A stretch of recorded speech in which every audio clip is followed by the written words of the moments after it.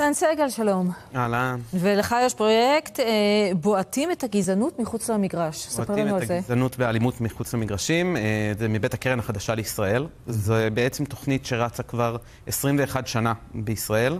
ואנחנו בעצם עוקבים ומנטרים אחרי אירועי גזענות, אלימות, הומופוביה במגרשי הכדורגל, בליגת העל. שלצערנו לא חסר.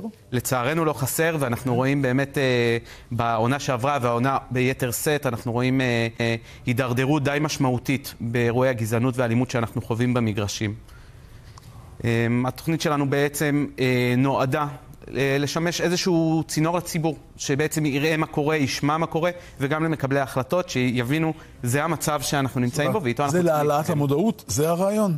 בעיקר, אבל לא רק. יש לנו את הרעיונות, יש לנו את האידיאולוגיה והתכונות שלנו. אין סוג של פתרונות פרקטיים, שאפשר להשתמש בהם. אתם רצים גם בתוך מערכת החינוך למשל? אז לא, אנחנו עובדים רק בתחום התקשורתי וההסברתי של המעקב אחרי הדברים האלה. היו לנו הרבה שנים שהיינו עובדים בשיתוף פעולה עם ההתאחדות לכדורגל. יש הרבה פתרונות שאפשר לאמץ.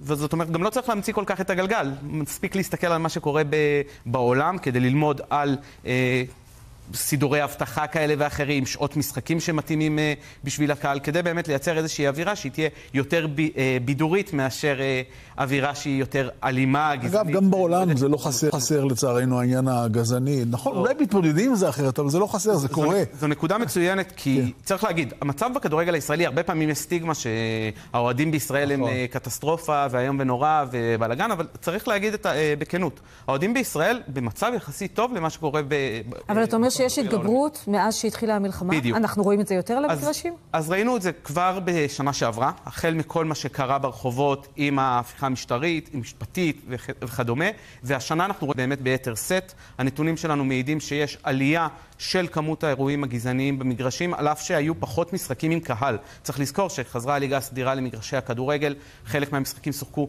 ללא קהל, ואנחנו רואים בעצם התגברות עדיין של הקריאות הגזעניות והאלימות, למרות שאנחנו רואים גם מקומות שבהם הדברים משתפרים. אני אתן שתי דוגמאות, כי באמת חשוב... אחת ממש קצרה, כי אנחנו לא בטוח שיש לנו זמן, כי אנחנו חייבים לסיים. נגיד לך